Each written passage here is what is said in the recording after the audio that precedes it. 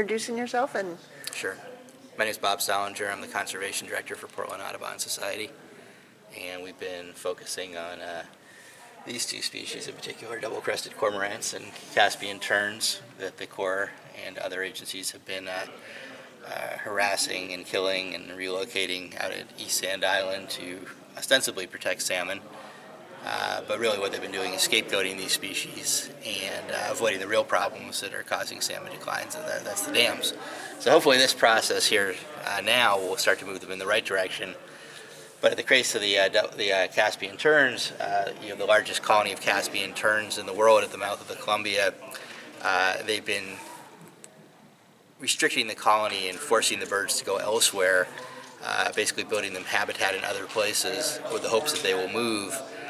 But as they've shrunk the colony on East Sand Island, the new colonies that they've tried to create have not been successful, in part because they've made these artificial islands for the birds that unfortunately they put in places where it turns out they're not actually islands, they're peninsulas, they're connected to land, and predators get in, and so that's been a very expensive, unsuccessful effort.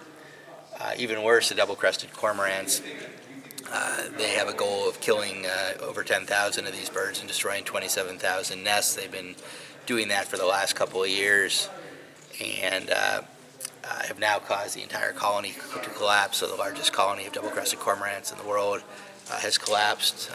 Last year, rather than 16,000 plus pairs, they had under 200 pairs on that island. Ironically, one of the things... That's it left? Yeah. Oh my God. And ironically, what they predicted was if the colony failed and the birds left, they would actually go up the river and eat more salmon.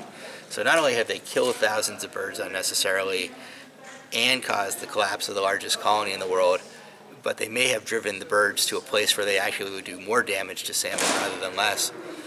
They also hid their own science, their own reports. We had to get them under a court order. They claimed they weren't relevant, but what we found out when we were able to obtain the U.S. Fish and Wildlife studies of the efficacy of this program is that their own biologists said that it would have no benefit for salmon, so that essentially they were killing thousands of these birds for no reason at all. And they covered that up. They hid it. They refused to release it when we found out about it, and eventually the courts made them do that, and sure enough, it was very clear. The U.S. Fish and Wildlife biologists in this draft report, it was never finalized, were saying it would have no benefit whatsoever. So, it really is time for them to fix the dams and, stop scapegoating all these species, Caspian terns, double-crested cormorants, sea lions. These are predators that have coexisted with salmon for since time immemorial.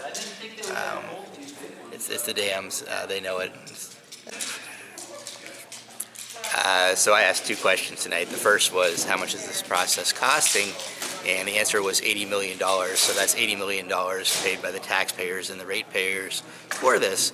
And I think it's important to understand that the reason they're doing this is because they have defied the courts for years and years. They've gone to court and lost over and over and over again because their plans are insufficient to protect salmon. So they have this stunning record of defeats in court, and now they're back having to redo the NEPA process and the biological opinion. But this NEPA process is costing $80 million. I also asked them what their intention was with the cormorants. Are they going to continue shooting them in this current year, given that the colony is now completely collapsed? And the answer was they didn't know. The people here tonight didn't have that information. So we'll keep bugging them. All right.